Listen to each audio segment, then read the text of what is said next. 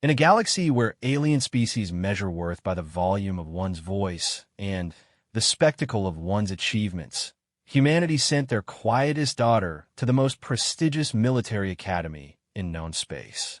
While her classmates boasted of conquered worlds and shattered fleets, Cadet Elena Vasquez sat in the back corner, taking notes, asking no questions, making no friends.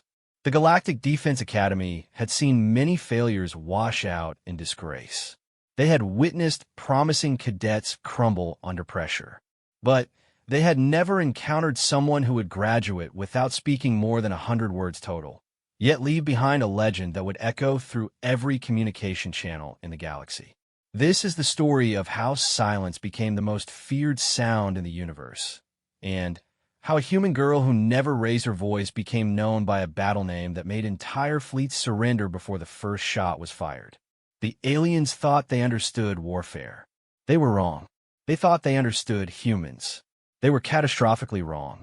But most importantly, they thought silence meant weakness. That mistake would cost them everything. The transport shuttle Meridian's Edge descended through the swirling atmosphere of Nexus Prime, carrying its cargo of new cadets toward the Galactic Defense Academy. Inside the cramped passenger compartment, voices rose in a cacophony of boasting and nervous chatter as young beings from dozens of species tried to impress each other with tales of their homeworld's military might. My clutch father destroyed 17 Vorthan raiders with nothing but a mining laser, bragged Kethvar, his chitinous plates clicking with excitement. The young Zephyrian's compound eyes gleamed as he gestured wildly with his forearms. He said the academy would be easy compared to defending the outer colonies. Across from him, a hegemony noble named Veltar Krex flicked his forked tongue dismissively. His scaled hide bore the ritual scarring that marked him as a member of the warrior caste. Impressive for a colony whelp, but my bloodline has produced 12 fleet admirals. I've been training in combat simulation since I could walk. This academy is merely a formality before I assume command of my family's fleet. The other cadets murmured their appreciation and launched into their own stories. Tales of conquered territories, family military honors, and personal combat achievements filled the air. Each being seemed determined to establish their place in the hierarchy before they even set foot on academy grounds.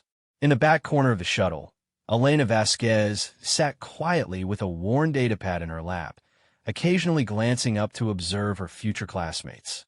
At 19, she was average height for a human female, with dark hair pulled back in a simple ponytail and brown eyes that seemed to take in everything while revealing nothing.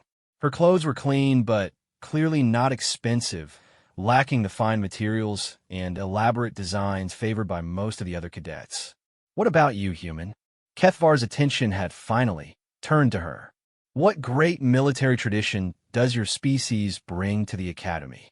I hear Terra only recently joined the Galactic Alliance. Your people must have some impressive victories to earn a seat at the academy so quickly." Elena looked up from her datapad, meeting the Zephyrian's compound gaze for a moment. Several other conversations died down as attention focused on her. She could feel the weight of their expectations, their curiosity about the representatives of this new species that had somehow talked their way into the galactic community despite having no interstellar empire, no conquered worlds, and no ancient military tradition. "We're still figuring things out," she said quietly, then returned her attention to her datapad. The silence stretched uncomfortably. Veltar's scaled brow ridge raised in what might have been amusement or disdain. "Modest. How refreshing. Though I suppose when one species has achieved so little, modesty is wisdom." A few of the other cadets chittered or hissed what Elena assumed were sounds of agreement. She didn't look up again, but she could feel their dismissive glances as they returned to their own conversations. Within minutes, she had been forgotten, written off as just another backwater primitive who would wash out within the first semester. The shuttle touched down with barely a tremor, the pilot's voice crackling over the intercom in Galactic Standard. "Nexus Prime Spaceport. All cadets disembark for Academy transport." mind the gravity differential, and welcome to your new home for the next 4 years, assuming you survive that long. Elena was the last to leave the shuttle, following behind the chattering group as they made their way across the landing pad. Nexus Prime's twin suns cast harsh shadows across the metal grating, and the air tasted of ozone and recycled atmosphere. In the distance, the Academy's massive structure rose like a metallic mountain, its towers and training facilities sprawling across several square kilometers of the planet's surface. The Academy had been built as a joint venture between the three major galactic powers, the Zephyrian Collective, the Hegemony of Scales, and the Crystalline Confederacy. For over 2 centuries, it had trained the finest military minds in known space, producing the admirals, generals, and strategic planners who shaped galactic politics. Its graduates commanded fleets that patrolled the galaxy's borders, maintained peace between rival species, and explored the dangerous unknowns beyond charted space. Elena knew the statistics. Less than 30% of entering cadets would graduate. Of those who did complete the program, fewer than half would ever command anything larger than a single ship. The Academy wasn't just difficult. It was designed to break anyone who wasn't absolutely exceptional. And now, for the first time in its history, it was accepting students from humanity, a species that had barely figured out faster-than-light travel and whose greatest military achievement was not destroying themselves before reaching the stars. The Academy transport was a sleek affair, all polished metal and crystal viewing ports. Elena found herself assigned to a seat near the back again, listening as her fellow cadets continued their verbal sparring. She learned that Kethvar came from a family of mining engineers who had fought off pirate raids for 3 generations. Veltar was the youngest son of Admiral Krexael, currently commanding the Hegemony's 3rd battle fleet. A crystalline being named Shard of Distant Light claimed her geometric form was descended from the architects who had designed the Academy itself. "And you, human?" This time it was Shard of Distant Light asking, her crystalline voice chiming like wind bells. "You have been very quiet about your background. Are you perhaps from your species' military leadership?" Elena considered the question for a moment. Her father had been a maintenance worker on Luna Station. Her mother had taught mathematics at a community college in the Detroit Metroplex. She had earned her place at the Academy through a combination of high test scores, stellar academic performance, and what the selection committee had called unique problem-solving capabilities. "My parents are civilians," she said simply. This admission caused a stir among her fellow cadets. Military academies across the galaxy typically drew from established military families, ancient warrior bloodlines, or political dynasties. The idea that someone could earn admission purely on merit, without family connections or inherited status, was almost unthinkable. Veltar's laugh was a harsh hissing sound. "Civilians? How wonderfully democratic. I suppose when one species lacks proper military tradition, one must make do with whoever volunteers." Elena said nothing, but she noticed that Shard of Distant Light's crystalline facets had shifted to a configuration that indicated thoughtfulness. The crystalline being was clearly more intelligent than her companions, and she seemed to recognize that Elena's quiet confidence suggested something more than mere backwater ignorance. The transport glided smoothly over the Academy grounds, offering them their first close look at the legendary institution. Elena pressed her face to the viewing port, studying the sprawling complex with the same careful attention she had given her datapad. The main academic buildings were impressive enough, their alien architecture a blend of 3 different species' aesthetic preferences. But it was the training facilities that truly captured her attention. Vast hangar bays housed everything from single-seat fighters to full-scale capital ship bridges. Combat simulation arenas stretched across several hectares, their surfaces capable of recreating any known planetary environment. A massive orbital platform was visible in the distance, connected to the surface by a space elevator that served as a practical training ground for zero-gravity operations.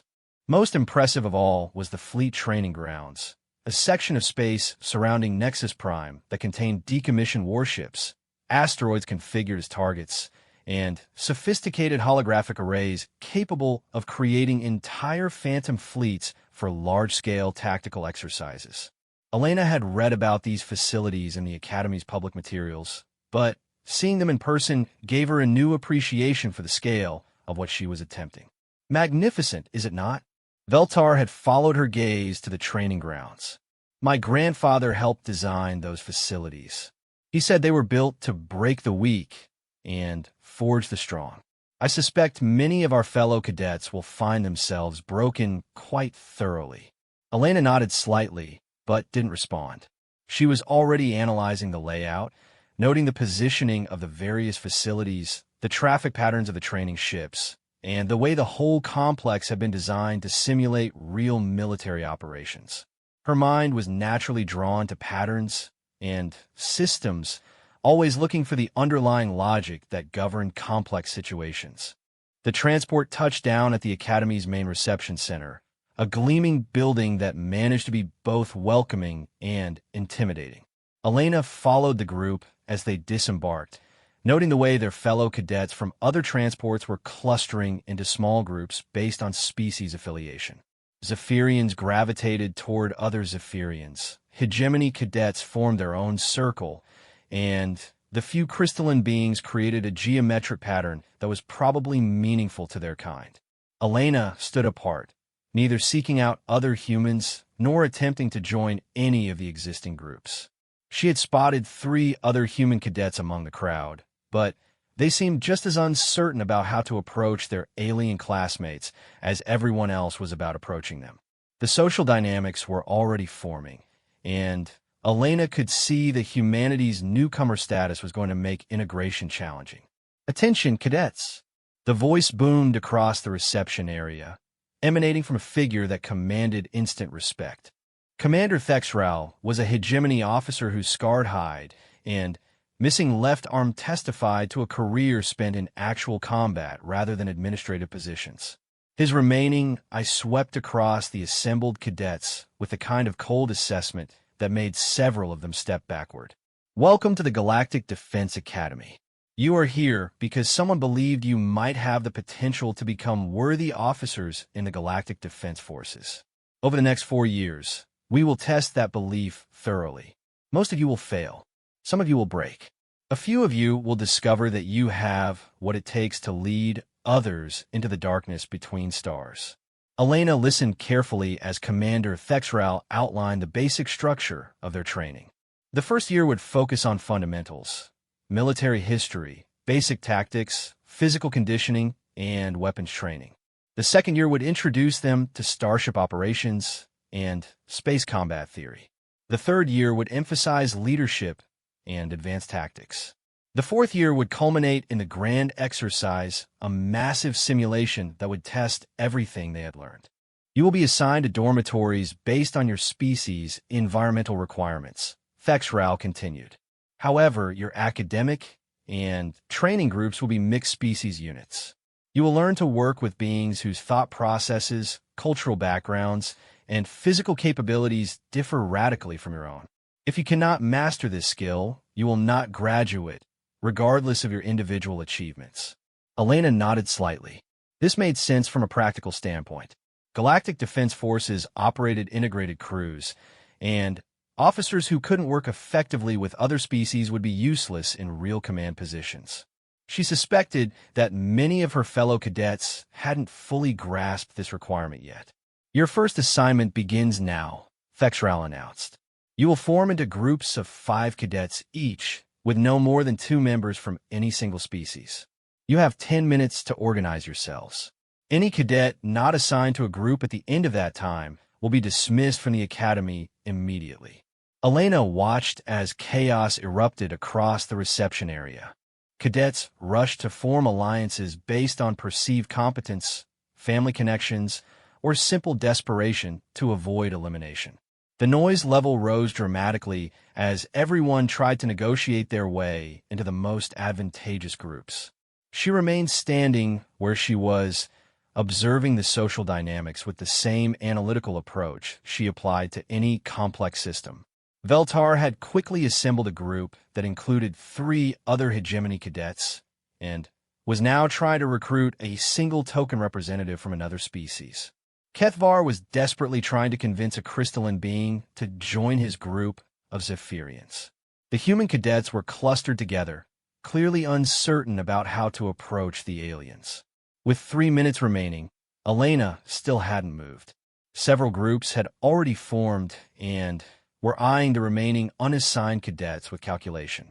She could see the logic trees playing out in their heads as they weighed the advantages of recruiting the quiet human girl against the risk of being stuck with someone who might be deadweight. You, Shard of Distant Light's chiming voice cut through the noise. Human, join us. Elena looked over to see that the crystalline being had assembled what appeared to be a deliberately diverse group. Herself, a nervous-looking hegemony cadet who had clearly been rejected by Veltar's circle, a Zephyrian who seemed more interested in the Academy's technical systems than in combat glory, and now Elena. Why? Elena asked. The question seemed to surprise Shard of Distant Light. Most cadets would have simply accepted the invitation gratefully, because you have been observing rather than panicking. This suggests analytical capability. Also, your species is unknown to us, which may prove strategically advantageous in certain scenarios. Elena considered this for a moment, then walked over to join the group. It was as good a reason as any, and better than most.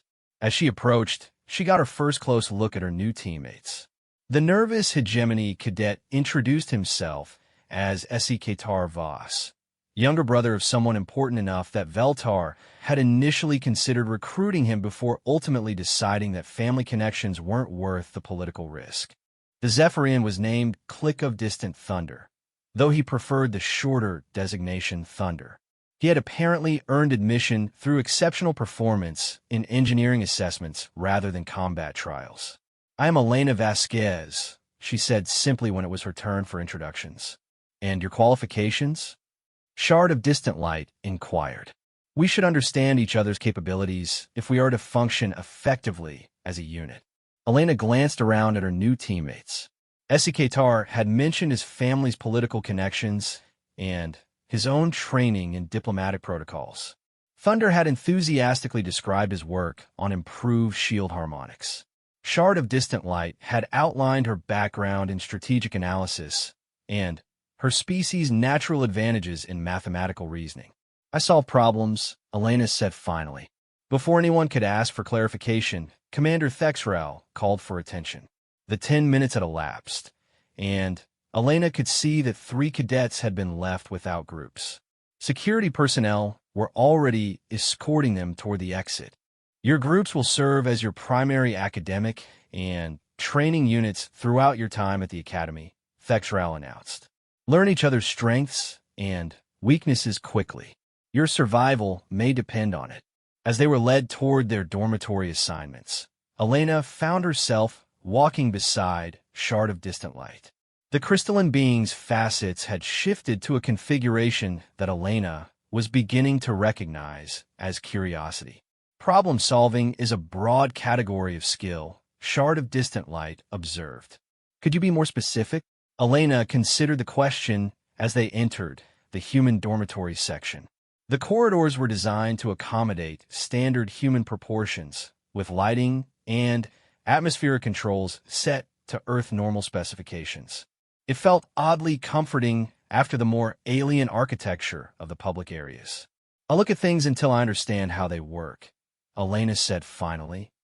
Then, I figure out how to make them work better. It wasn't a complete explanation, but it was accurate as far as it went. Elena had always been able to see the patterns that others missed, to identify the critical points where small changes could produce large effects. It was why her test scores had been so high despite her unremarkable background. It was why the Academy Selection Committee had chosen her despite having no family military tradition to recommend her. And it was why, over the next 4 years, she would transform from the quiet girl in the back corner into something that would make the galaxy's enemies fear the very sound of silence. But first, she had to survive her first day of classes. The alarm chimed at 0500 local time, dragging Elena from a dreamless sleep into the harsh reality of her first full day at the academy. Around her, the human dormitory stirred with the groans and complaints of her fellow cadets as they struggled to adapt to the military schedule. Elena had been awake for several minutes already, lying quietly in her bunk and listening to the sounds of the massive facility coming to life around them. Through the thin walls, she could hear similar stirrings from the adjacent Zephyrian dormitory, with the alarm manifested as a high-pitched whistle that was apparently more effective at rousing their multi-chambered auditory systems. The hegemony section used subsonic pulses that Elena could feel more than hear, while the crystalline beings responded to a complex harmonic sequence that sounded almost musical. "This is insane," muttered Jackson Chun, the cadet in the bunk next to hers. "Back home, I never got up before 0800. How are they expecting us to function on this schedule?" Elena said nothing, but she noted that Chun was already demonstrating the kind of thinking that would probably get him eliminated before the end of the first semester. The academy wasn't interested in accommodating their previous habits or comfort levels. It was designed to push them beyond their perceived limitations and see who could adapt. She rolled out of her bunk with minimal noise and headed for the communal washroom. The facilities were efficient rather than comfortable, with automated systems that provided exactly the amount of hot water and cleaning solution necessary for basic hygiene. Elena had grown up in the cramped quarters of Luna Station, where resource conservation was a matter of survival, so the Academy's Spartan accommodations felt almost luxurious by comparison. By 0530, she was dressed and ready for the day's activities. The standard Academy uniform was a practical affair designed to accommodate multiple species while maintaining a professional appearance. For humans, it consisted of dark blue trousers, a matching tunic with the Academy emblem, and boots designed for both comfort and durability. Elena had spent time the previous evening studying the uniform regulations and making sure every detail was correct. She was one of the first cadets to arrive at the main dining facility, a cavernous space designed to serve several thousand beings simultaneously. The food distribution system was a marvel of logistics, automatically providing appropriate nutrition for dozens of different species.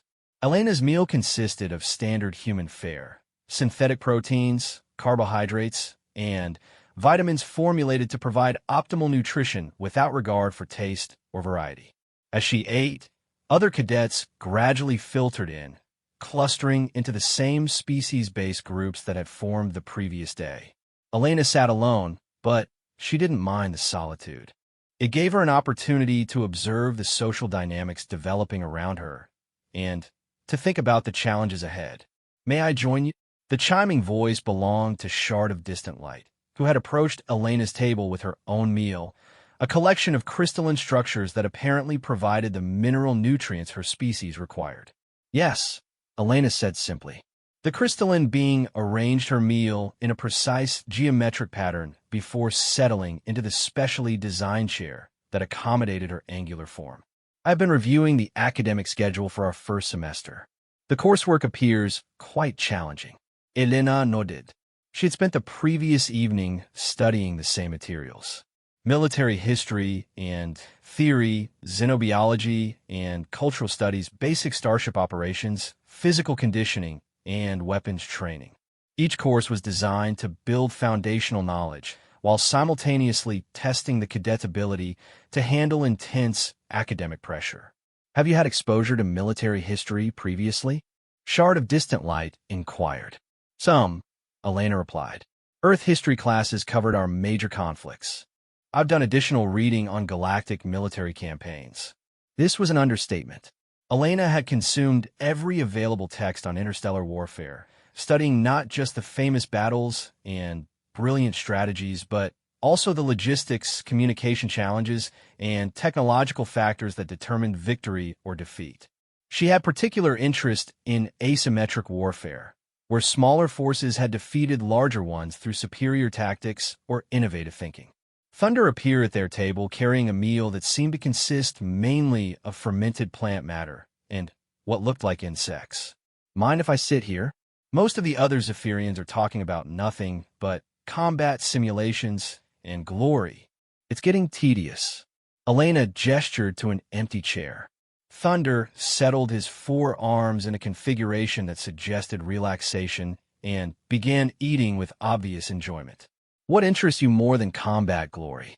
Shard of Distant Light asked. Thunder's compound eyes brightened with enthusiasm. The technical systems. Do you realize this facility operates 12 different atmospheric recycling systems simultaneously? And the power distribution network has to account for energy requirements ranging from crystalline photosynthesis to hegemony heat regulation. The engineering challenges are fascinating.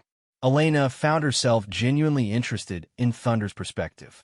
While most cadets were focused on the glamorous aspects of military service, Thunder was looking at the infrastructure that made everything else possible.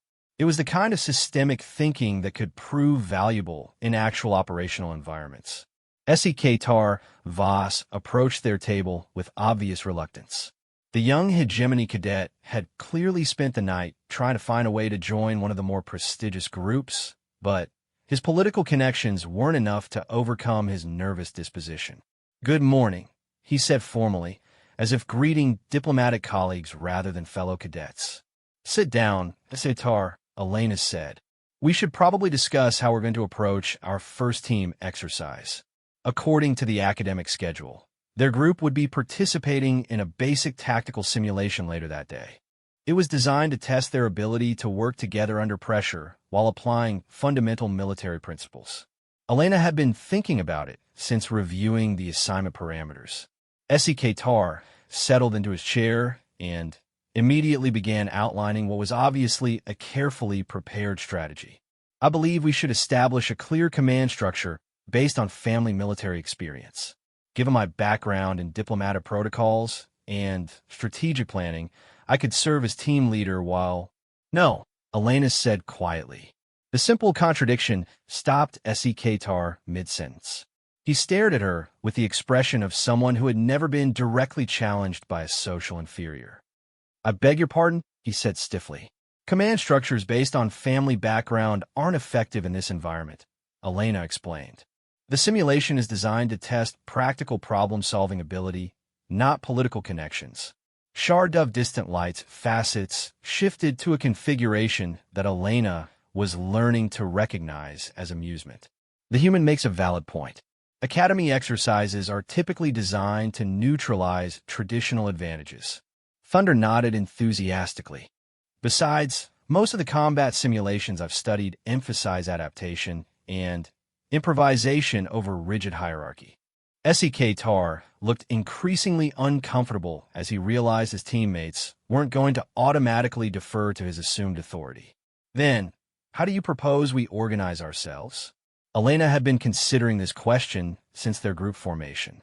"We analyze the problem parameters, identify our individual strengths, and assign roles based on what's most likely to produce success." "And who makes those determinations?" SEK asked. "Whoever has the best understanding of the problem," Elena replied. Before SEK could argue further, the dining facility's public address system activated. Commander Thexral's voice echoed across the cavernous space, calling all first-year cadets to report to their designated academic sections. Elena's first class was military history and theory, held in a lecture hall designed to accommodate the Academy's diverse student body. The seating arrangement automatically adjusted to each species' physical requirements, and translation systems provided real-time interpretation between different languages. Elena had opted to attend classes in Galactic Standard, figuring that fluency in the common language would be essential for her future career. Professor Kolvesh was a crystalline being whose ancient faceted form suggested centuries of accumulated knowledge. Her voice chimed with harmonics that somehow conveyed both authority and wisdom as she addressed the assembled cadets. "Military history is not about memorizing dates and battles," she announced. "It is about understanding the fundamental principles that determine why some forces succeed while others fail. You will learn to analyze conflicts not as collections of heroic stories, but as complex systems where small decisions can have vast consequences. Elena leaned forward slightly, immediately engaged. This was exactly the kind of systemic analysis that appealed to her natural thinking patterns. Professor Kolvesh activated a holographic display showing a three-dimensional map of the galaxy. Colored indicators mark the locations of historical battles, trade routes, and territorial boundaries. Consider the Battle of Zirian's Gate, fought approximately 3 centuries ago between the Hegemony Third Fleet and a Zephyrian raiding force. The display zoomed in on a star system near the galactic rim, showing the positions of various ships and installations. Elena studied the tactical situation, noting the relative strengths of the opposing forces and the strategic importance of the location. Conventional analysis suggests that Admiral Krexhan's victory was the result of superior firepower and tactical brilliance, Kolvesh continued. Who can identify the actual deciding factor? Several cadets raised their hands or made species-appropriate gestures of recognition. Veltar Krex was practically vibrating with eagerness to discuss his ancestors' famous victory. Professor Kolvesh acknowledged him with a harmonic chime. Cadet Krex. Veltar stood proudly. Admiral Krexhan demonstrated superior tactical acumen by feinting toward the outer planets, drawing the Zephyrian fleet out of position, then executing a pincer movement that trapped them between his main force and the system's asteroid belt. A textbook analysis, Kolvesh replied. Also completely incorrect. The professor's words hit Veltar like a physical blow. Around the lecture hall, other cadets murmured with surprise or amusement, depending on their opinion of the arrogant hegemony noble. The battle was decided by logistics, Elena said quietly. Every head in the lecture hall turned toward her. Professor Kolvesh's facets shifted to a configuration that indicated please surprise. Please elaborate, Cadet Vasquez. Elena stood, feeling the weight of dozens of stares. She had spoken without thinking, responding to the professor's question with the same analytical instinct that had always gotten her into trouble in school. The Zephyrian force had been conducting raids for 6 months, she said, studying the holographic display. Their ships would have been operating at extended range from their supply bases. Admiral Krexhan's real advantage was that he could afford to wait. The longer the engagement lasted, the more the Zephyrians would be depleted in terms of fuel, ammunition, and crew fatigue. She gestured toward specific elements of the tactical display. The feint toward the outer planets wasn't designed to draw them out of position. It was designed to force them to maneuver extensively, burning fuel and wearing down their crews. By the time the actual engagement began, they were already operating at reduced capability. Professor Kolvesh's harmonic chime indicated approval. Excellent analysis. The battle reports focus on the dramatic tactical maneuvers, but Admiral Krexhan's own private logs make it clear that he understood the engagement was won before the first shot was fired. Elena sat down, acutely aware that she had just made herself the center of attention in a way that would probably have social consequences. Around the lecture hall, she could feel the shift in how her fellow cadets were viewing her. The quiet human girl had just demonstrated knowledge that exceeded that of a cadet whose family had been present at the battle. Veltar was staring at her with an expression that might have been respect or hostility. It was difficult to tell with hegemony facial expressions, but Elena suspected it was closer to the latter. The rest of the class continued with Professor Kolvesh leading them through similar analyses of famous engagements throughout galactic history. Elena found herself drawn into the intellectual challenge, occasionally offering observations when the professor's questions went unanswered. Each time, her insights proved accurate and demonstrated a level of understanding that surprised both her classmates and her instructor. By the time class ended, Elena realized she had spoken more in the past 2 hours than she had in the previous 2 days combined. As the cadets filed out of the lecture hall, she noticed that several of them were watching her with newfound interest. That was impressive, Shard of Distant Light said as they walked toward their next class. Your analysis demonstrated sophisticated understanding of strategic principles. Elena shrugged. I've read a lot of military history. More than reading, Thunder observed. You were seeing patterns that weren't obvious to the rest of us. Their next class was xenobiology and cultural studies, designed to help future officers understand the species they would be working with and potentially fighting against.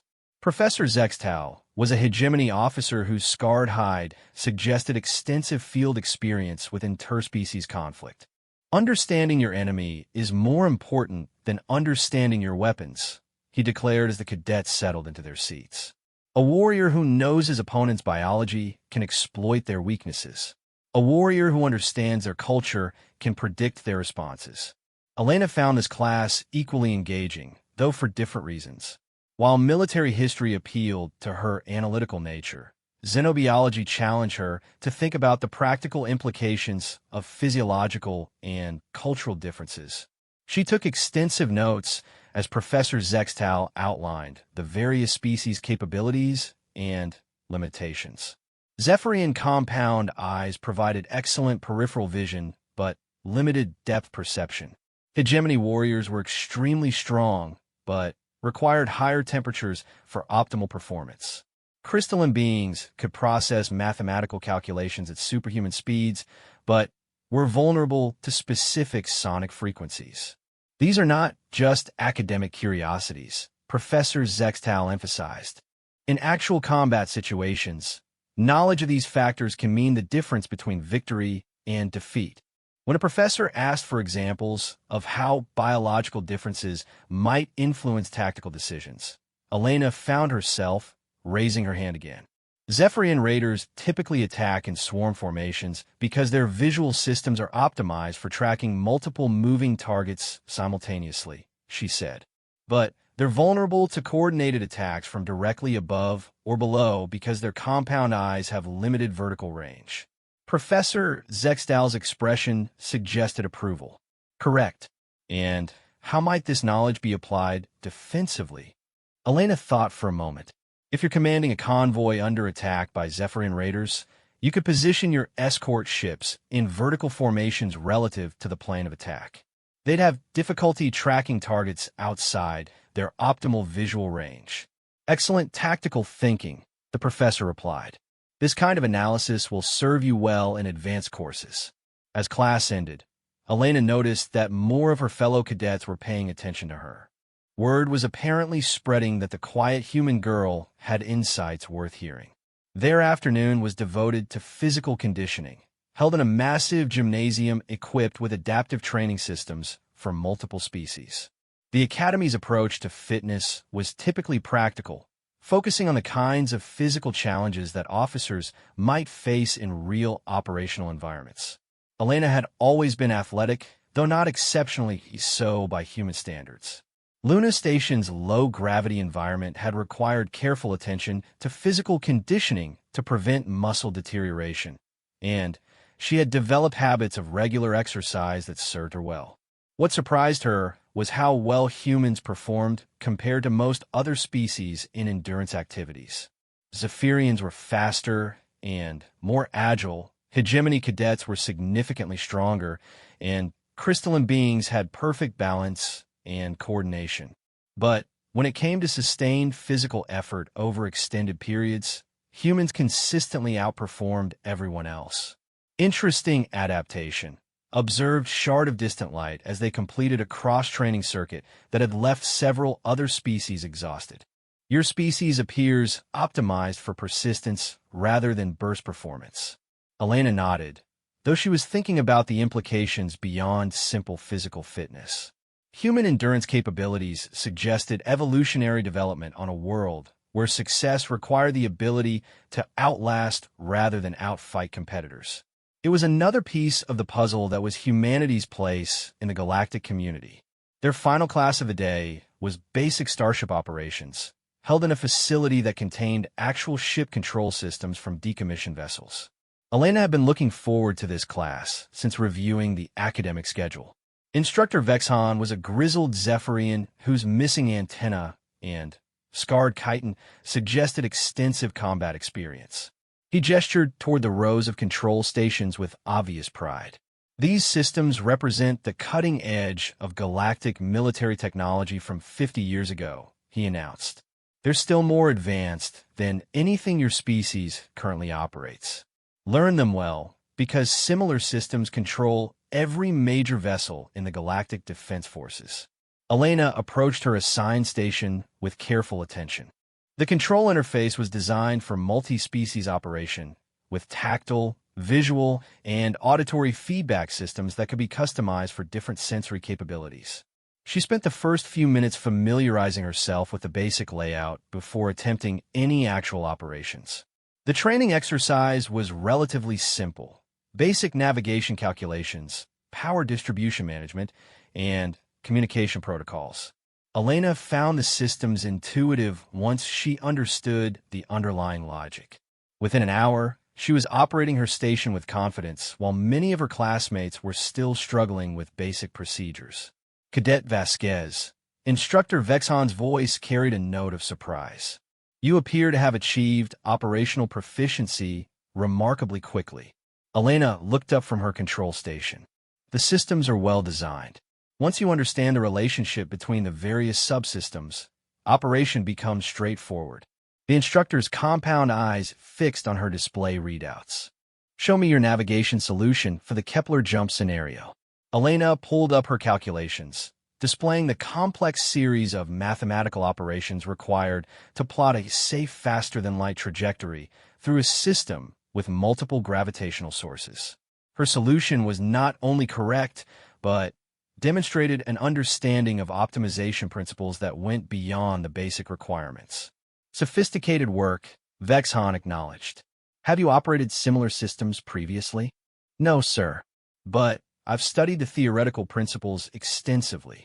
What Elena didn't mention was that she had spent the previous evening reviewing every technical manual available in the Academy's public database, cross-referencing the ship system's material with her understanding of physics and engineering principles. She had a natural ability to see how complex systems fitted together, and the Academy's training materials provided all the information needed to understand the relationships.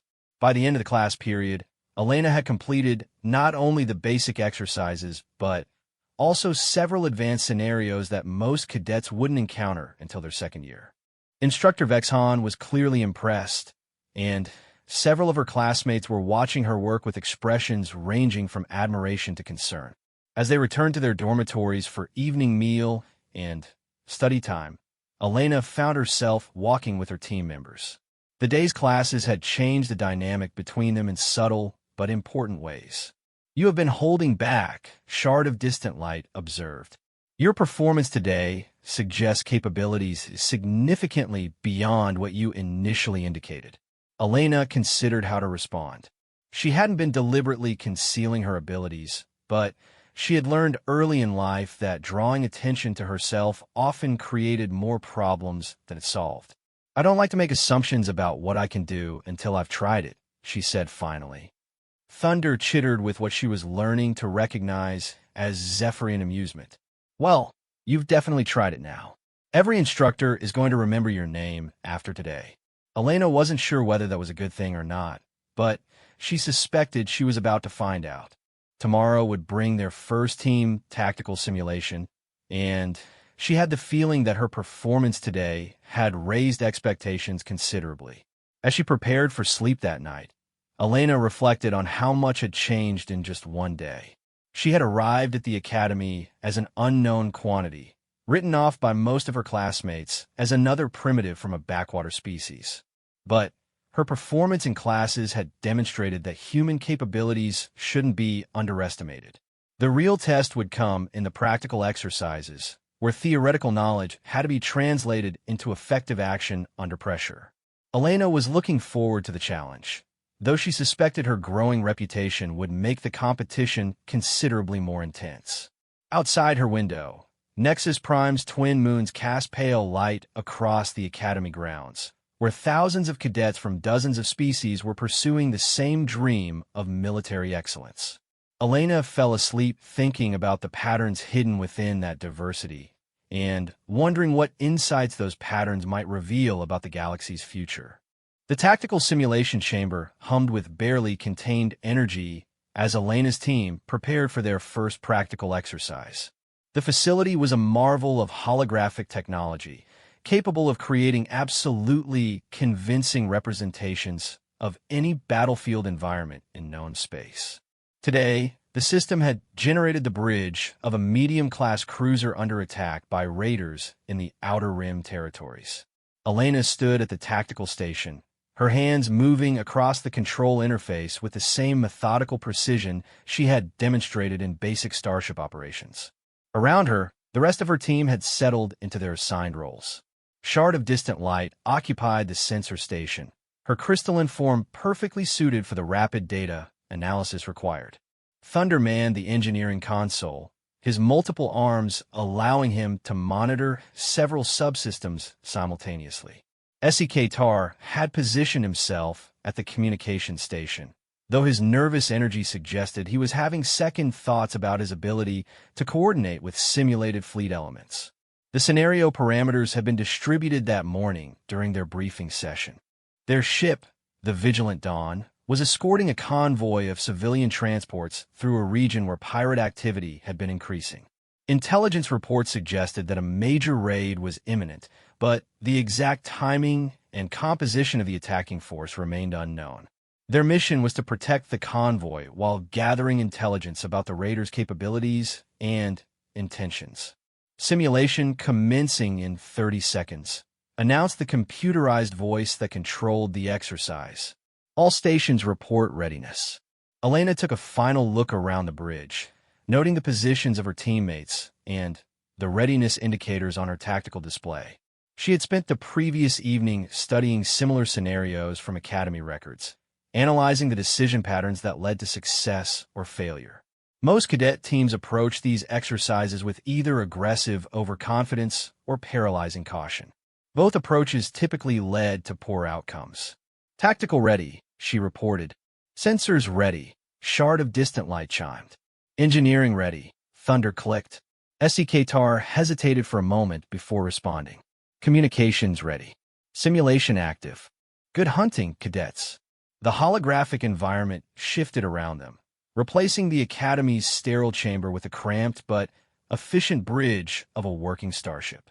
Through the main viewer, Elena could see the convoy they were escorting. 12 civilian transports of various configurations, their holds presumably filled with the machinery and supplies needed to maintain civilization on the frontier worlds. Sensor sweep complete, Shard of Distant Light reported. No immediate threats detected. Convoy is maintaining formation at specified velocity. Elena nodded, but she was already thinking about the tactical situation from the raiders' perspective. The convoy route was predictable, following established navigation lanes between inhabited systems. The civilian transports were slow and lightly defended, making them attractive targets. But a successful raid would require careful timing to avoid arriving defense forces. Thunder, what's our power distribution status? She asked. All systems optimal, Thunder replied. Shields at full strength, weapons charged, engines operating at cruise efficiency.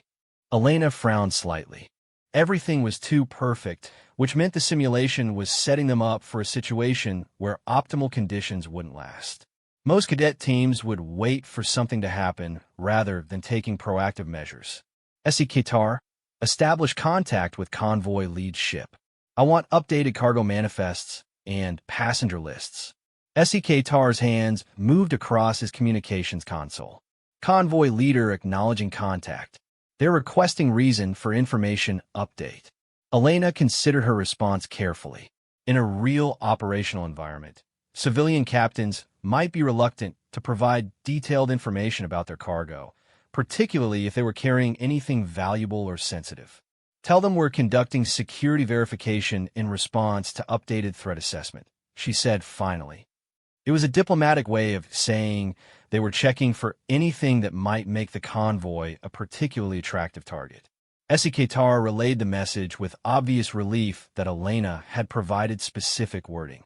Convoy leader is transmitting requested data, Tar reported a few moments later. Elena studied the information as it appeared on her tactical display.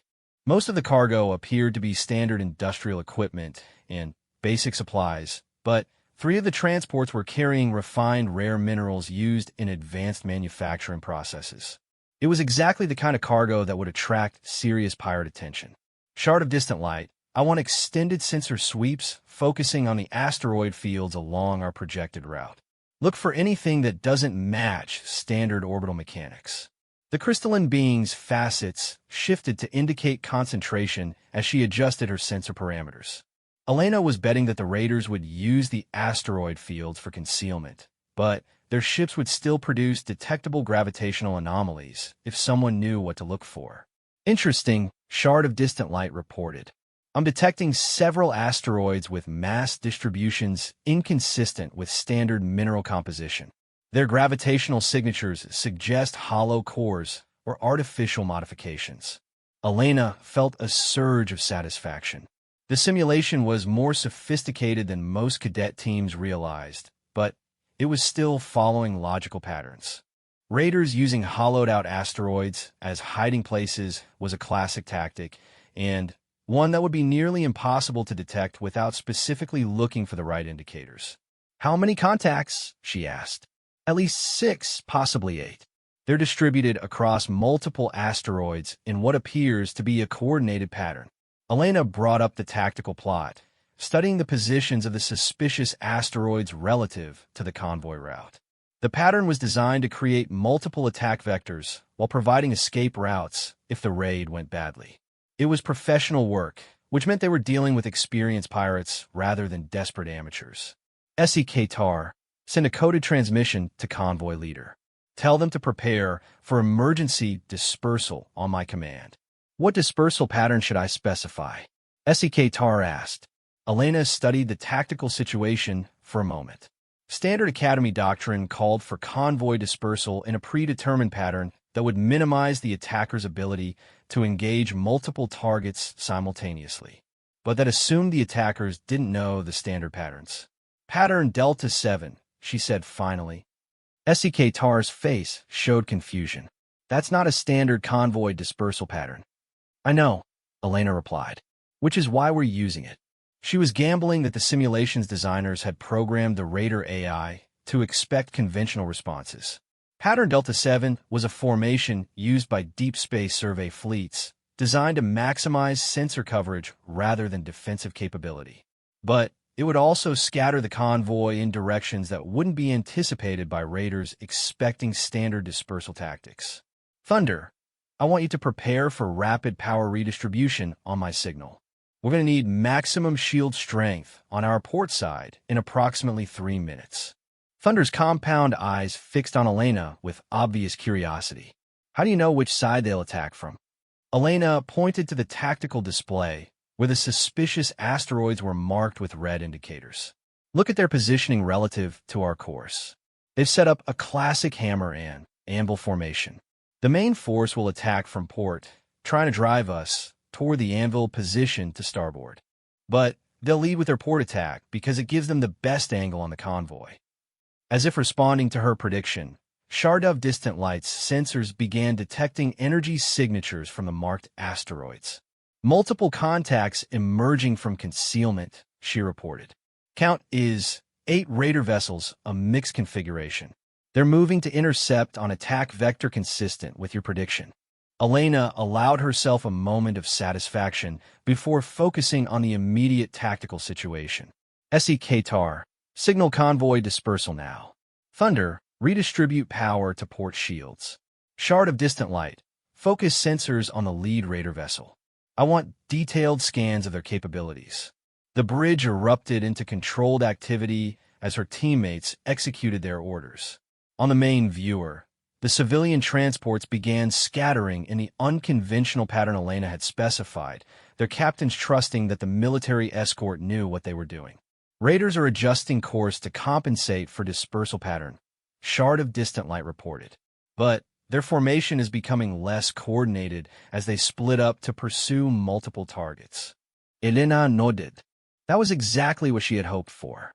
By breaking up the Raiders' formation, she had turned a coordinated attack into a series of individual engagements where her superior firepower and defensive capabilities would be more effective. Lead Raider is closing to weapons range, Thunder reported. They're powering up what appears to be military-grade disruptor cannons. Elena Fronad. Pirates with military-grade weapons suggested either stolen equipment or mercenaries masquerading as pirates. Either possibility had implications for how the engagement should be handled. Target their weapon systems, she ordered. Disable, don't destroy. We need at least one of them intact for interrogation. Her teammates executed the order with precision. Their ship's weapons were significantly more advanced than anything the raiders possessed, and Elena's targeting solution proved devastatingly effective. The lead raider vessel found its weapons offline within seconds of entering combat range. Second raider vessel approaching from starboard, Shard of Distant Light announced. They're targeting Transport 7. Elena checked the convoy positions on her tactical display. Transport 7 was one of the ships carrying rare minerals, which confirmed her suspicion that the raiders had detailed intelligence about the convoy's cargo. Intercept course, maximum acceleration, she ordered. Thunder, emergency power to engines. The Vigilant Dawn leaped forward under Thunder's expert power management, reaching Transport 7 just as the raider opened fire. Elena's precisely calculated intercept put their ship directly between the raider and its target, absorbing the attack on their reinforced shields. Return fire, targeting their engines, Elena commanded. Their response was immediate and devastating.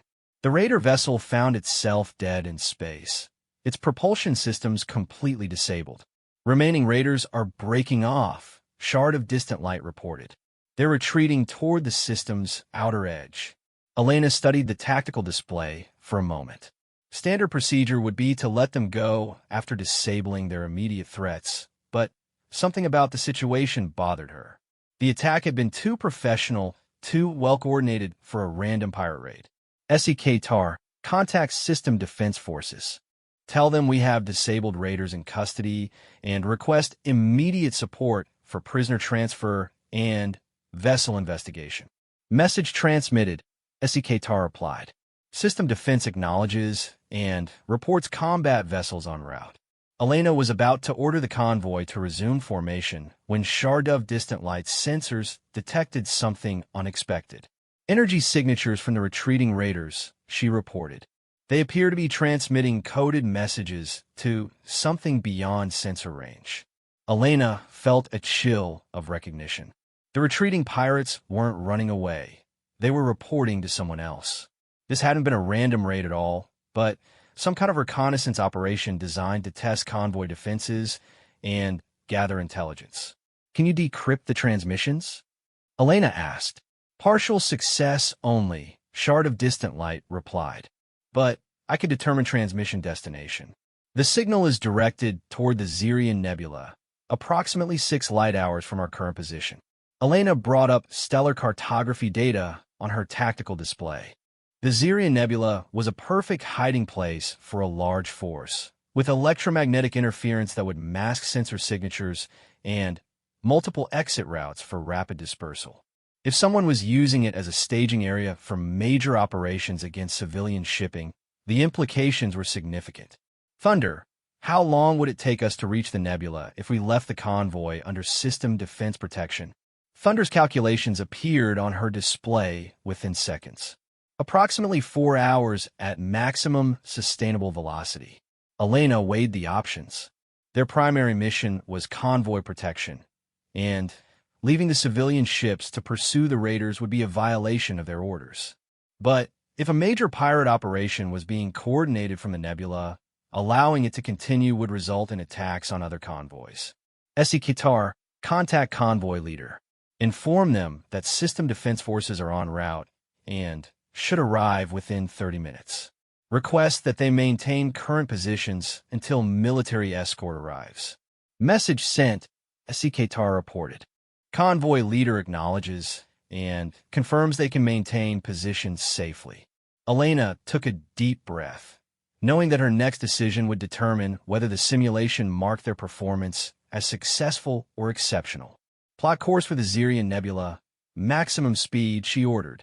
Her teammates responded without hesitation, though Elena could see the uncertainty in their expressions. They were abandoning their primary mission to pursue what might be a wild guess about enemy intentions. Entering Nebula in 3 hours, 42 minutes, Thunder reported. Elena used the transit time to study everything available about the tactical challenges of operations in nebular environments. The electromagnetic interference that made the nebula valuable for concealment also made sensor operations extremely difficult and communications nearly impossible. Any force operating in that environment would have to rely on careful planning and disciplined execution rather than real-time coordination. Approaching nebula perimeter, Shard of Distant Light announced. Sensor efficiency dropping rapidly due to electromagnetic interference. Elena studied the tactical display as their sensor range contracted to a fraction of normal capabilities. In this environment, they would have to rely on close-range detection and quick reactions rather than advance warning. "Take us in slowly," she ordered. "Passive sensors only. We're looking for signs of a base or staging area." For 20 minutes, they navigated through the swirling clouds of ionized gas and electromagnetic interference. Elena was beginning to wonder if her theory had been wrong when Shard of Distant Light detected something unexpected. "Contact," she whispered. "Large metallic structure, approximately 2 kilometers ahead. Configuration suggests artificial construction." Elena felt her pulse quicken. They had found something significant. "Can you determine size and function?" she asked. "Preliminary scans suggest a converted asteroid mining platform. Extensive modifications for ship docking and supply operations. Current population appears to be approximately 40 vessels of various configurations." Elena stared at the tactical display in amazement. They had discovered a major pirate base, the kind of installation that could support operations across multiple star systems. This was far beyond the scope of their original mission. "SEK-TAR, can you get a message to Academy Control?" she asked. "Negative," he replied. "Nebula interference is blocking all long-range communications." Elena realized they were facing a command decision that would test everything they had learned about military judgment. They had discovered intelligence of enormous strategic value, but they were alone, outgunned, and completely cut off from support. "Recommendation?" she asked her team. "We should withdraw and report our findings," SEK-TAR said immediately. "Agreed," Thunder added. "We're vastly outnumbered." Elena looked at Shard of Distant Light, whose crystalline facets had shifted to a configuration indicating deep thought.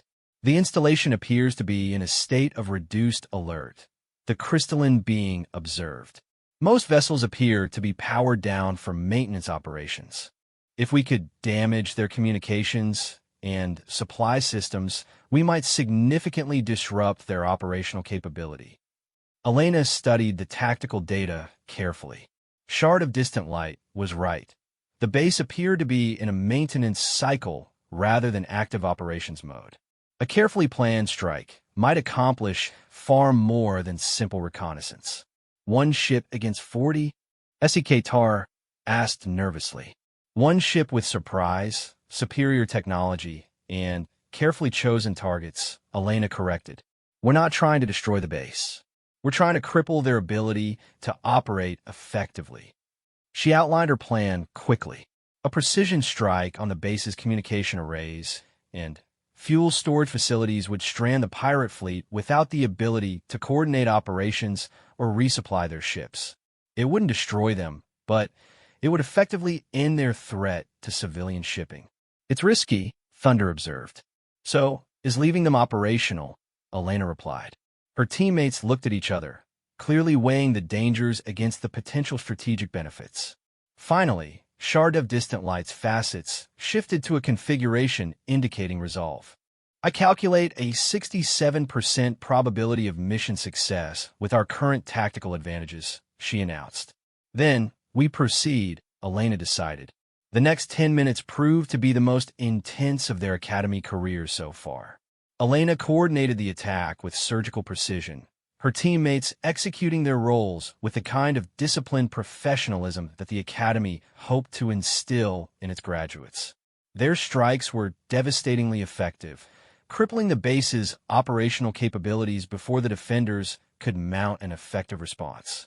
As they withdrew from the nebula, Elena couldn't help but feel that they had accomplished something significant. But she also realized that their performance would probably attract attention from Academy instructors who were used to cadet teams following standard procedures rather than improvising complex strategic operations. Simulation complete, announced the computerized voice. Exercise performance will be evaluated and reported to your instructors within 24 hours. As the holographic environment faded around them, Elena found herself standing in the Academy's tactical simulation chamber, surrounded by teammates who were looking at her with expressions of amazement and respect. "That was extraordinary," Shard of Distant Light observed. "Your tactical analysis exceeded anything I expected from a first-year exercise." Elena shrugged, though she was privately pleased with their performance. "We just followed the logical implications of the available data." But even as she said it, Elena knew that something had changed during the simulation. Her teammates were looking at her differently, and she suspected that word of their performance would spread quickly throughout the cadet population. By the time they returned to their dormitories that evening, Elena realized that her days of anonymity at the Academy were probably over. Tomorrow would bring new challenges, and she had the feeling that the expectations placed on her team would be considerably higher. As she prepared for sleep, Elena reflected on the day's events. The simulation had been designed to test their basic tactical skills and teamwork, but they had ended up conducting a complex strategic operation that would have challenged experienced officers. She wasn't sure whether that was a good thing or not, but she was certain it would have consequences. Outside her window, Nexus Prime's twin moons cast their pale light across the Academy grounds, where thousands of other cadets were probably discussing the day's exercises and comparing their performances. Elena fell asleep, wondering what her instructors would make of her team's unconventional approach to their first tactical challenge. The summons came 3 days after their tactical simulation, delivered by a stone-faced Academy courier who found Elena in the middle of advanced physics calculations. The message was brief and official. Cadet Vasquez report to Commander Thexral's office immediately. No explanation, no indication of whether she was in trouble or being commended. Elena made her way through the Academy's corridors with careful composure, noting how other cadets seemed to watch her passage with unusual interest. Word of her team's performance in the tactical simulation had apparently spread throughout the Academy population, though the details had probably been embellished in the telling. By now, the story probably involved single-handedly destroying an entire pirate fleet rather than conducting a precision strike on support infrastructure.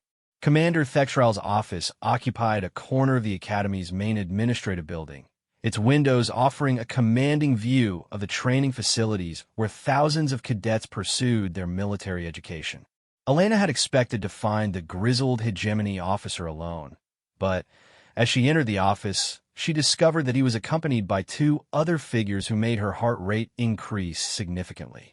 Admiral Vex Shan of the Galactic Defense Force was legendary throughout known space, her Zephyrian features bearing the scars of campaigns that had shaped interstellar politics for decades. Beside her stood Professor Kolvesh from Elena's military history class, the ancient crystalline being whose faceted form seemed to contain centuries of accumulated wisdom. "Cadet Vasquez," Commander Thexral said without preamble. "Please take a seat." Elena settled into the chair facing the commander's desk, acutely aware that she was being evaluated by 3 of the most experienced military minds in the Academy. She maintained careful composure, but internally she was running through possible reasons for this meeting. "Your tactical simulation performance has generated considerable discussion among the faculty," Admiral Vex Shan began, her compound eyes fixed on Elena with the kind of attention that suggested professional interest rather than casual curiosity. "Would you care to explain your decision-making process during the exercise?" Elena considered her response carefully. She had learned early in life that authority figures often had specific expectations about what they wanted to hear, and providing unexpected answers could have unpredictable consequences. The scenario parameters suggested that the initial attack was reconnaissance rather than a serious raid attempt, she said finally. Following that hypothesis to its logical conclusion indicated that there was probably a larger force using the incident to gather intelligence about convoy defense capabilities. Professor Kolvesh's facets shifted to a configuration Elena was learning to recognize as thoughtful analysis. Most cadet teams focus on the immediate tactical situation rather than considering broader strategic implications. What prompted you to think beyond the scope of your assigned mission? The raider capabilities were too advanced for random pirates, Elena replied. Military-grade weapons and coordinated tactics suggested either stolen military equipment or organized mercenary operations.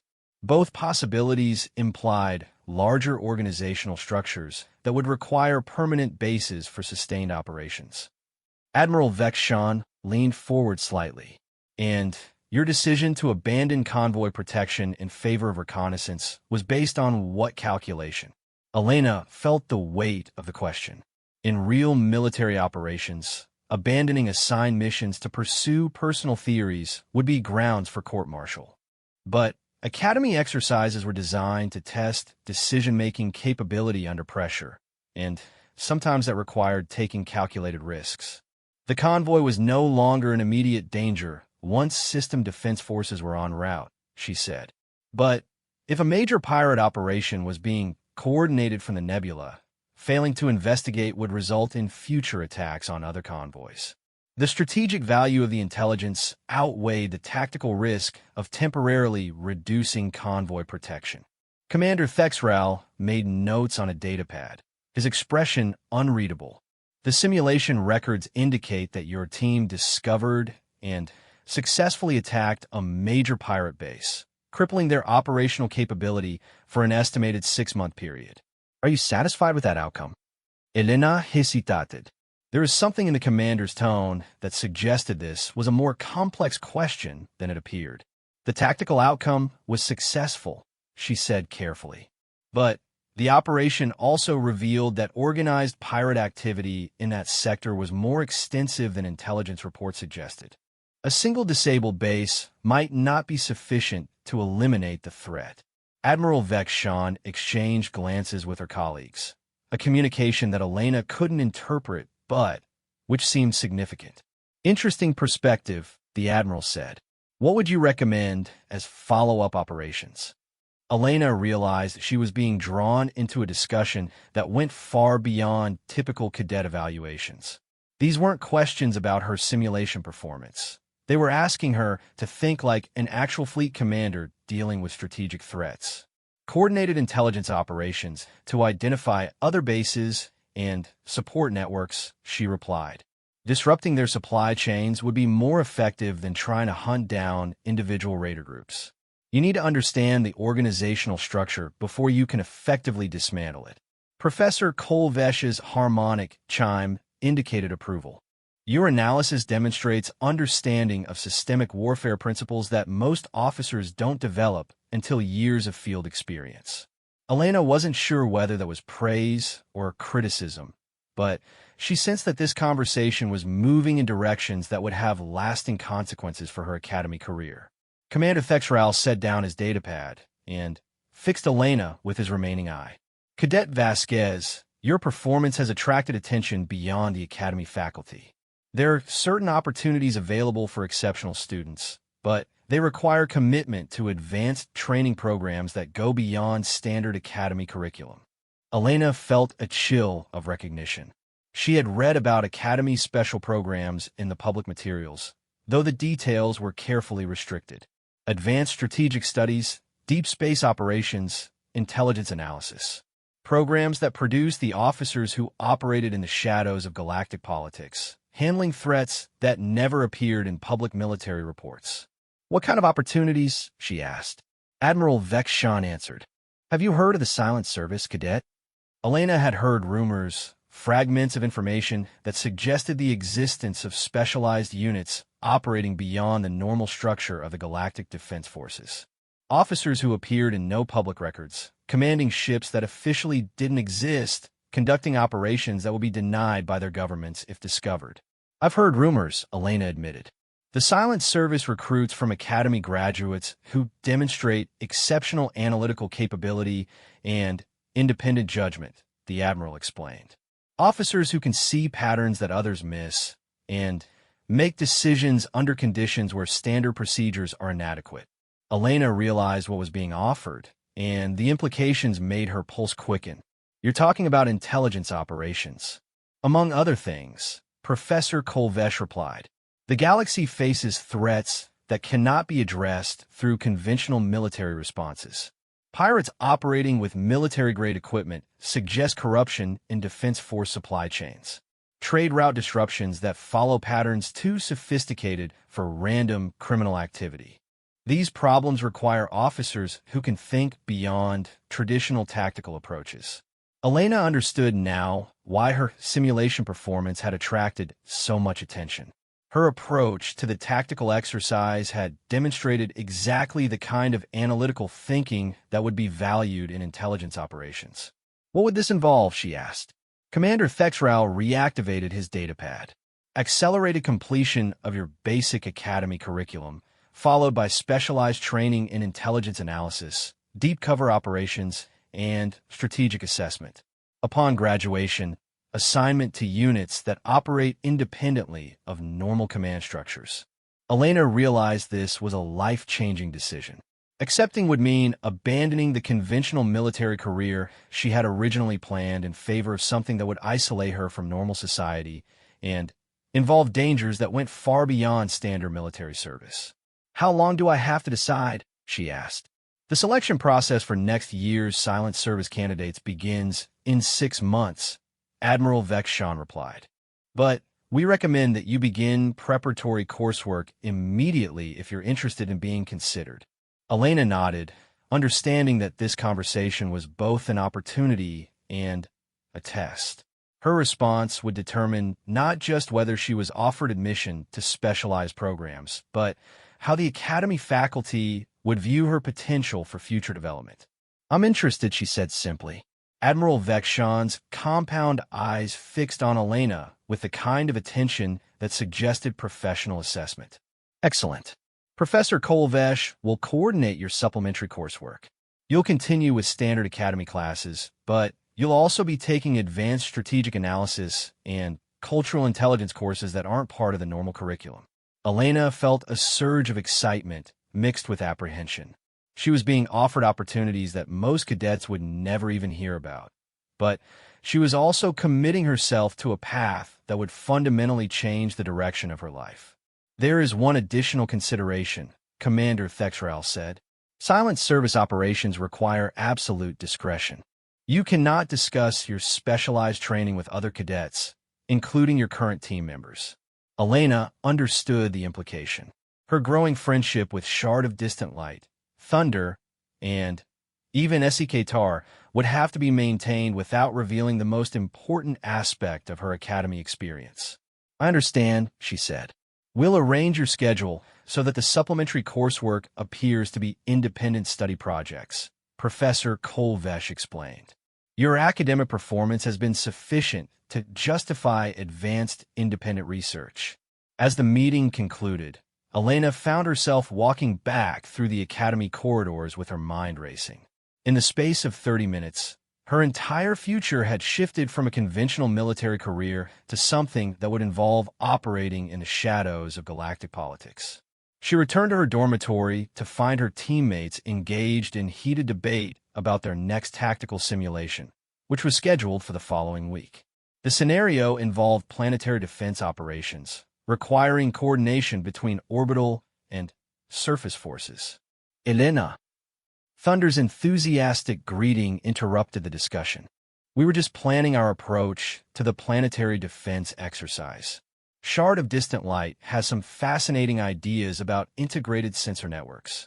Elena settled into their impromptu meeting, listening as her teammates outlined their analysis of the upcoming challenge.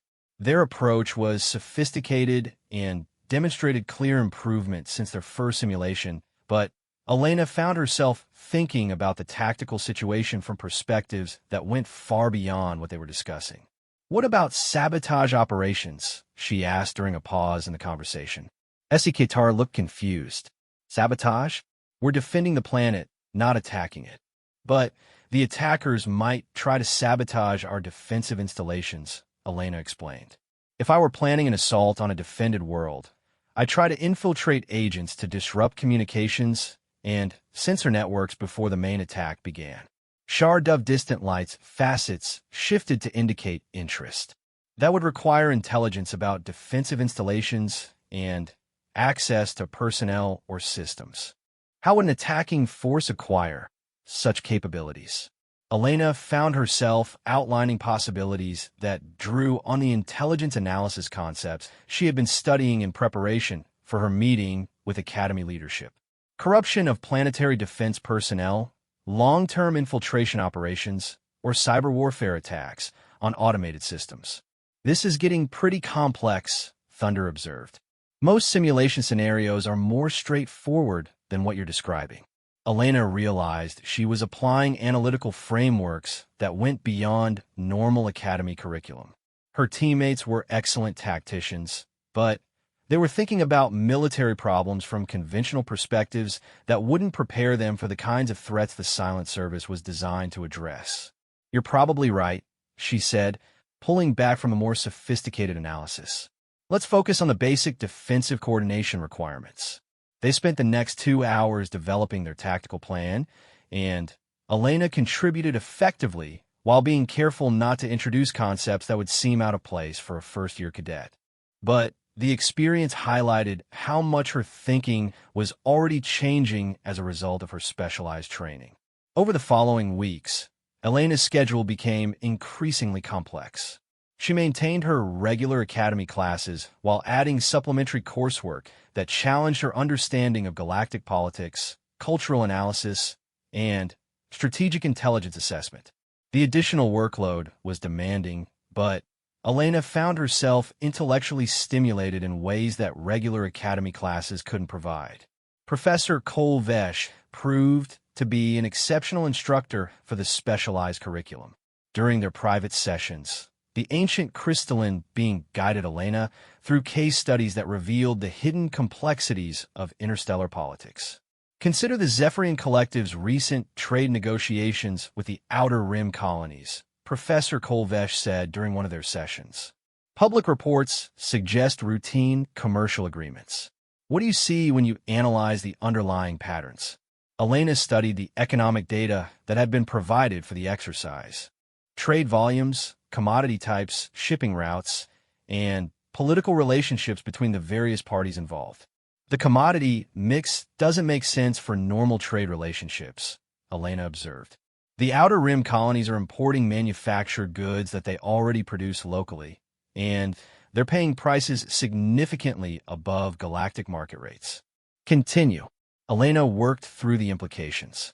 Either the colonies are being economically exploited, or the trade agreements are covering for something else entirely.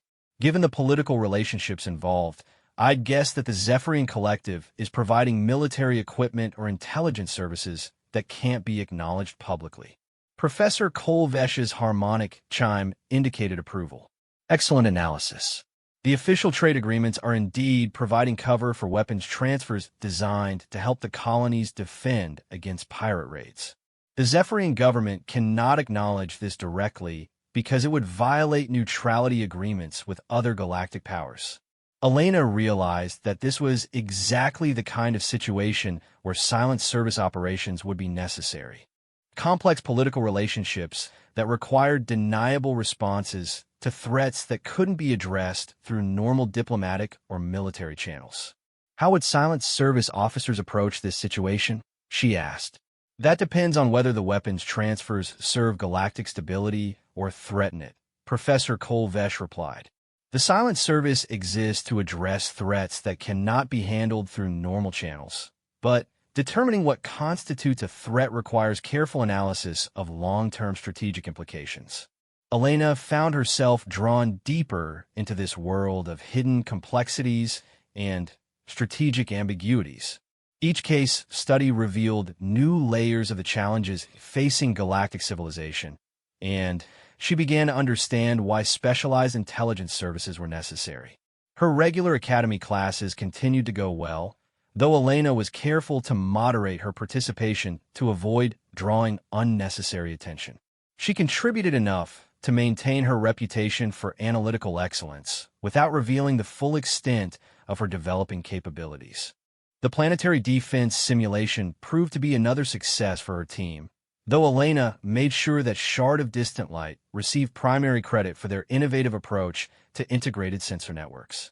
She was learning to balance her natural competitive instincts with the need to maintain her cover identity as a talented but not exceptional cadet. But despite her efforts to remain inconspicuous, Elena was becoming aware that her fellow cadets were viewing her differently. Conversations would pause when she approached, and she occasionally caught groups of students watching her with expressions of speculation or respect. "You're developing quite a reputation," Shard of Distant Light observed during one of their study sessions. "Some of the other cadets are calling you this silent strategist." Elena felt a chill of concern. The nickname was uncomfortably close to revealing her connection to the Silent Service, even though she was certain that none of her fellow cadets could know about her specialized training. "Why?" she asked. "Because you have this way of seeing solutions that aren't obvious to anyone else," Thunder explained. "And you never boast about it or try to take credit. You just quietly make suggestions that turn out to be brilliant tactical insights." Elena realized that her efforts to maintain a low profile were having the opposite effect. By consistently demonstrating exceptional capability while appearing modest about it, she was creating exactly the kind of mystery that would attract attention. "I just try to think through the problems carefully," she said. "It's more than that," Sitar added, his nervous energy replaced by something approaching confidence. "Working with you has made all of us better tacticians. You have this way of asking questions that make us see things we would have missed." Elena understood that she was facing one of the classic challenges of intelligence work: maintaining cover while still being effective. Her specialized training was making her a better officer, but it was also making it difficult to blend in with normal academy cadets. During her next session with Professor Kolvesh, Elena mentioned her concerns about maintaining her cover identity. A common challenge, the crystalline being acknowledged. Silent service officers must learn to be exceptional without appearing exceptional. It requires careful calibration of one's public persona. "How do I do that?" Elena asked. "By ensuring that your teammates receive credit for successes while you focus on developing their capabilities rather than demonstrating your own," Professor Kolvesh replied. "The best intelligence officers are those who can achieve their objectives while remaining invisible." Elena took this advice to heart, and over the following weeks she began experimenting with different approaches to team leadership. Instead of providing direct tactical suggestions, she would ask leading questions that guided her teammates toward the same conclusions. Instead of demonstrating her analytical capabilities, she would create situations where others could showcase their own expertise. The approach proved surprisingly effective. Her team's performance continued to improve, but the credit was distributed among all members rather than focusing on Elena's contributions. Shard of Distant Light gained recognition for strategic analysis. Thunder became known for his technical expertise, and even Kitar developed confidence in his communication and coordination abilities. More importantly, Elena began to understand how intelligence operations actually functioned. The goal was not to be the hero of the story, but to ensure that the story ended well while remaining invisible to those who might try to interfere. Her specialized coursework continued to expand her understanding of galactic politics and strategic intelligence. Professor Kolvesh introduced her to case studies involving actual silent service operations, though the specifics were carefully redacted to protect operational security. "Consider this scenario," the professor said during one session, displaying a holographic map of a border region between rival galactic powers. Intelligence reports suggest that one side is planning a preemptive strike against the other, but the evidence is ambiguous and could be interpreted as defensive preparations.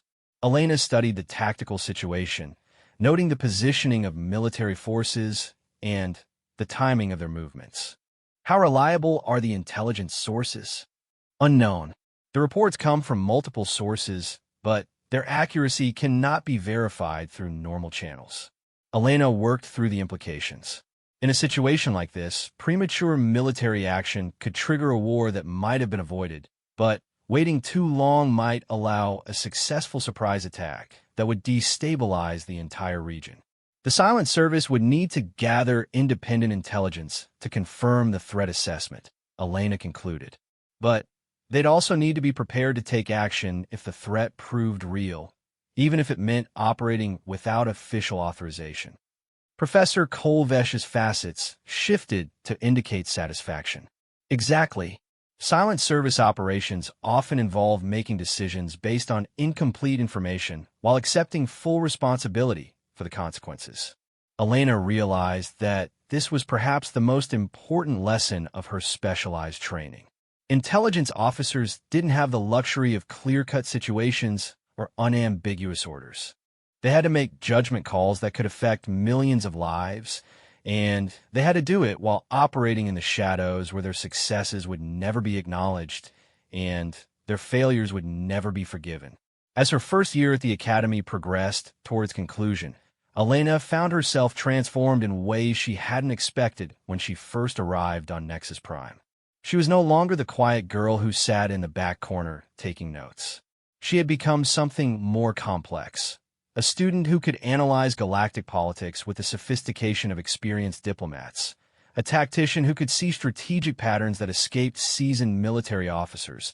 And an officer who was being prepared for operations that would never appear in official records. But, perhaps most importantly, she had learned to do all of this while appearing to be nothing more than a talented but unremarkable cadet who happened to ask good questions and work well with her teammates. The final examinations of her first year were approaching, and Elena knew that her performance would determine whether she would be formally accepted into the Silent Service recruitment program. She had come to understand that everything up to this point had been preparation and evaluation, and that the real test was still ahead. As she prepared for sleep on the evening before her first major examination, Elena reflected on how much had changed since her arrival at the academy. She had gained teammates who trusted her judgment, instructors who recognized her potential, and opportunities that would shape the rest of her life. But she had also gained something more subtle and, perhaps more important, the ability to see the hidden complexities that lay beneath the surface of galactic civilization and the skills necessary to address threats that most people would never even know existed. Tomorrow would begin the process of proving whether she was ready to take on that responsibility. Elena fell asleep thinking about the questions she would face and the decisions that would determine her future, knowing that her days of anonymity were numbered and that the quiet cadet who had arrived on Nexus Prime was evolving into something that would soon make the galaxy's enemies fear the very sound of silence. 4 years later, Elena Vasquez stood in the command center of the Deep Space Monitoring Station Nightfall, watching holographic displays that showed the positions of fleets across 3 star systems. She wore no visible rank insignia, carried no official identification, and, according to every database in the Galactic Defense Forces, she did not exist. But the 6 officers working under her command knew her only as Silence, and that name had become legend among those who operated in the shadows of interstellar politics. The monitoring station itself was officially a routine communications relay, the kind of automated facility that kept interstellar civilization functioning without anyone paying much attention to its operations. In reality, it was a sophisticated intelligence gathering and analysis center equipped with sensor arrays capable of detecting fleet movements across dozens of star systems and quantum encryption systems that could decode most known military communications. "Contact approaching from the Kepler vector," reported Lieutenant Voss, whose nervous energy had been transformed through 4 years of academy training into precise analytical capability. Essi had graduated with honors and been recruited into the intelligence branch, though he had no idea that his former teammate was now his commanding officer. Elena studied the sensor data appearing on her command display. The approaching vessel was broadcasting identification codes for a civilian transport, but its acceleration profile and energy signature suggested military modifications that weren't visible to casual observation. Thunder analysis? She requested.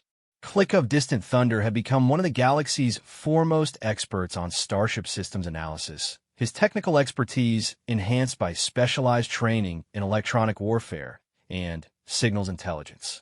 He now served as Elena's chief technical officer, though he knew her only as the mysterious commander who had recruited him directly from academy graduation.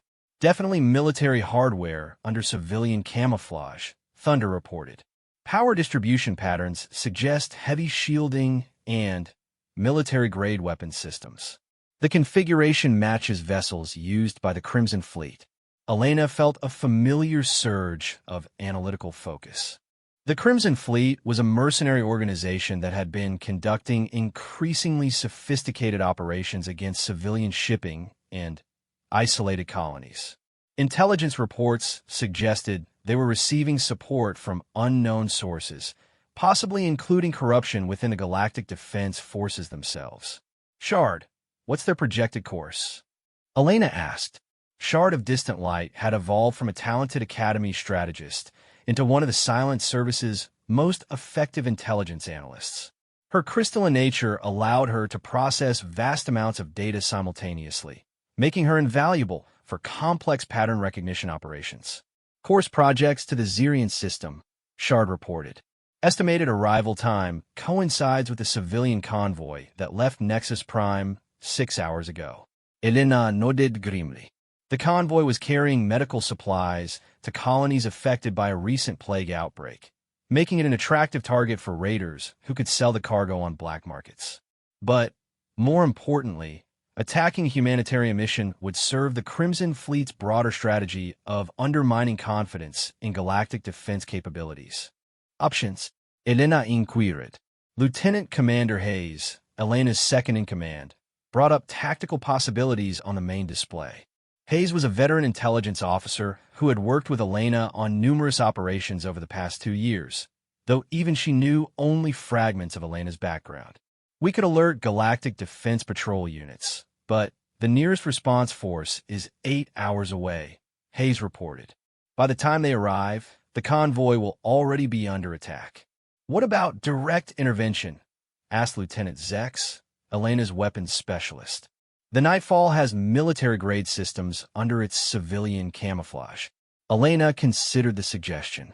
The monitoring station was indeed equipped for combat operations, though its primary strength lay in stealth and intelligence gathering rather than direct confrontation.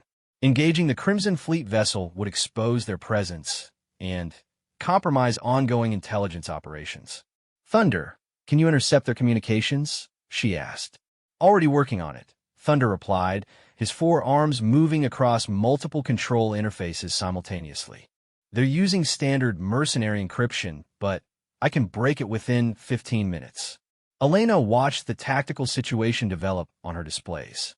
The Crimson Fleet vessel was maintaining its civilian camouflage while approaching the convoy route, but their communications would reveal their true intentions and possibly provide intelligence about their broader operations.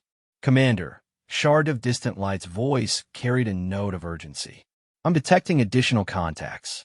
3 vessels emerging from the asteroid belt along the convoy route. Elena felt her analytical mind shift into the pattern recognition mode that had made her legendary among Silent Service operators. For ships positioned for coordinated assault on a single convoy suggested either desperate opportunism or careful planning. Given the Crimson Fleet's recent operational patterns, this was likely part of a larger strategy.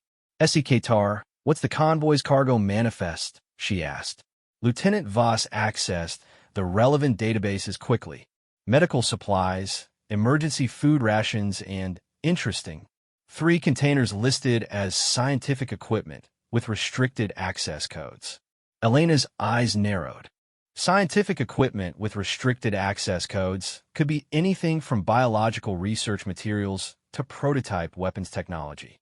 If the Crimson Fleet knew about restricted cargo, it suggested intelligence sources within the convoy organization itself. I want those access codes broken, Elena ordered. And I want to know who had access to the convoy's cargo information. Thunder's analysis of intercepted communications began providing results. Crimson Fleet is coordinating with the other 3 vessels. This isn't a random raid, it's a targeted operation. They're specifically after the restricted cargo. Elena studied the developing tactical situation with growing concern. A targeted raid for specific cargo suggested that the Crimson Fleet had evolved beyond simple piracy into something more sophisticated and dangerous. Hayes, contact the convoy directly, Elena ordered. Tell them they're about to be attacked, and they need to execute emergency dispersal immediately. Under what authority? Hayes asked. Elena paused for a moment. Direct contact with civilian vessels would compromise the monitoring station's cover identity and might create political complications if the convoy captains reported the contact to galactic authorities. Tell them you're a galactic defense intelligence unit conducting a classified operation, Elena said finally. Provide just enough authentication to convince them you're legitimate. It was a calculated risk, but Elena had learned to make such decisions quickly when operational requirements demanded it. The Silent Service existed to handle situations where normal procedures were inadequate, and protecting a humanitarian convoy definitely qualified. Message transmitted, Hayes reported. Convoy leader is requesting verification of our authority. Patch me through directly, Elena ordered. She activated the communication system, choosing her words carefully.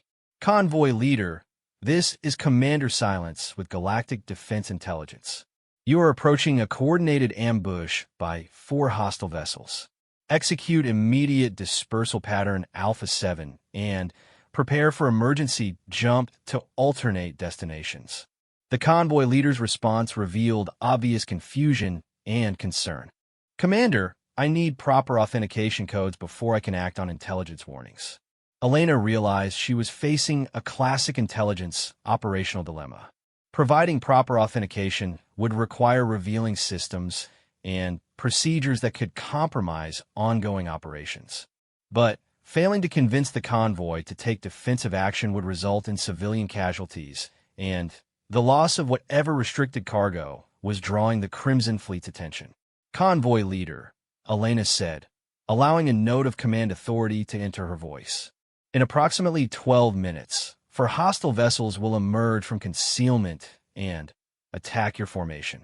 You can either accept my warning and live, or demand bureaucratic verification and die. Choose quickly. There was a long pause before the convoy leader responded. Commander, Silence? What dispersal pattern should we use? Elena felt a moment of satisfaction. Sometimes practical authority was more convincing than official credentials. Pattern Delta 7, modified for medical convoy operations, Elena replied. Disperse immediately and maintain communication silence until you reach safe harbor.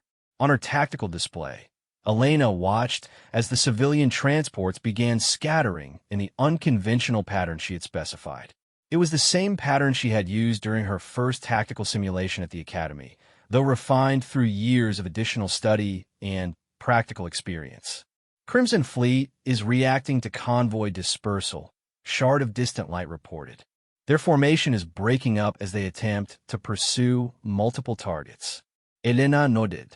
By forcing the raiders to split their attention between multiple targets, the dispersal pattern would reduce their operational effectiveness and create opportunities for the convoy ships to escape. Thunder, what are you getting from their communications now? Elena asked. They're frustrated, Thunder reported with obvious satisfaction. Their plan assumed the convoy would maintain standard formation.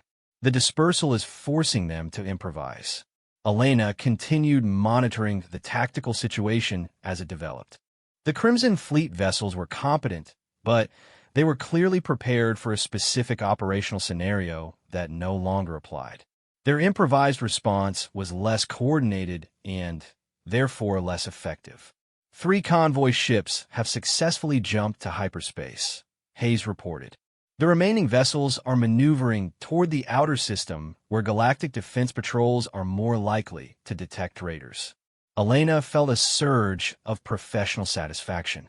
The convoy was escaping, but, more importantly, her intervention had disrupted the Crimson Fleet's operation without revealing the monitoring station's true capabilities. Commander, Shard of Distant Light's voice carried a note of concern. The lead Crimson Fleet vessel is transmitting coded messages to coordinates beyond our sensor range. Elena realized that the raiders were reporting their operational failure to someone else, which confirmed her suspicion that they were part of a larger organizational structure rather than independent pirates. Can you trace the transmission destination? Elena asked. Working on it, Thunder replied. The signal is heavily encrypted, but I'm getting directional information. Target appears to be somewhere in the Vortex Nebula. Elena brought up stellar cartography data on her command display. The Vortex Nebula was a notorious haven for criminal organizations, with electromagnetic interference that made detection nearly impossible and multiple exit routes for rapid escape. How large an operation could be based in that nebula? She asked. Shard of Distant Light's calculations appeared on the tactical display within seconds. Based on the nebula's volume and concealment capabilities, it could support several hundred vessels and their associated support infrastructure. Elena realized they had stumbled onto something significantly larger than a single raid. The Crimson Fleet wasn't just conducting random attacks. They appear to be part of a sophisticated criminal empire that could threaten civilian shipping across multiple star systems. Hayes, prepare a full intelligence report for Silent Service Command, Elena ordered. Include all sensor data, communications intercepts, and tactical analysis. Priority 1 transmission. Yes, Commander, Hayes replied, beginning to compile the information. Elena continued studying the tactical situation as the Crimson Fleet vessels withdrew from the failed raid. Their retreat was disciplined and coordinated, suggesting professional military training rather than typical criminal opportunism. Thunder, what did you learn from their communications intercepts? Elena asked. More than I expected, Thunder replied with obvious excitement. They're using military communication protocols that were supposedly restricted to galactic defense forces.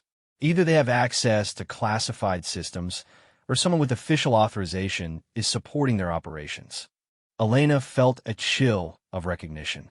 Corruption within the Galactic Defense Forces was one of the most serious threats the Silent Service was designed to address, because it undermined the fundamental trust that held interstellar civilization together. Can you identify the specific protocols they're using? She asked. Working on it, Thunder replied. But preliminary analysis suggests these are current protocols, not outdated systems that might have been stolen or leaked. Elena realized that their routine monitoring operation had uncovered evidence of systematic corruption that could have enormous implications for galactic security. If criminal organizations had access to current military communications protocols, it suggested infiltration or collaboration at high levels within official institutions. Commander, SEK Tar's voice interrupted her analysis. I'm receiving a priority communication from someone claiming to be Admiral Vex-Shawn. Elena felt her pulse quicken. Admiral Vex-Shawn had been instrumental in her recruitment into the Silent Service, and direct contact from such high-ranking officials was extremely unusual during routine operations. Put her through, Elena ordered. The holographic display activated to show the scarred features of the legendary Zephyrian Admiral, though Elena noticed that the transmission was heavily encrypted and routed through multiple relay points to prevent tracing. Commander Silence, Admiral Vex-Shawn began without preamble. Your recent intelligence reports have attracted attention at the highest levels of galactic government. We need to discuss the implications of your findings. Elena realized that her identification of Crimson Fleet operations had apparently confirmed suspicions that were already being investigated by Silent Service leadership. "Yes, Admiral," Elena replied. "Can you provide secure transport to rendezvous coordinates that I'm transmitting separately?" Vexshan asked. Elena checked her operational schedule. The monitoring station was currently on routine assignment, with no critical intelligence operations scheduled.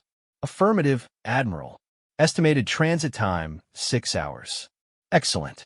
And, Commander, bring your full analysis team. This situation may require capabilities beyond standard intelligence assessment." As the transmission ended, Elena realized that her carefully maintained anonymity was about to be compromised.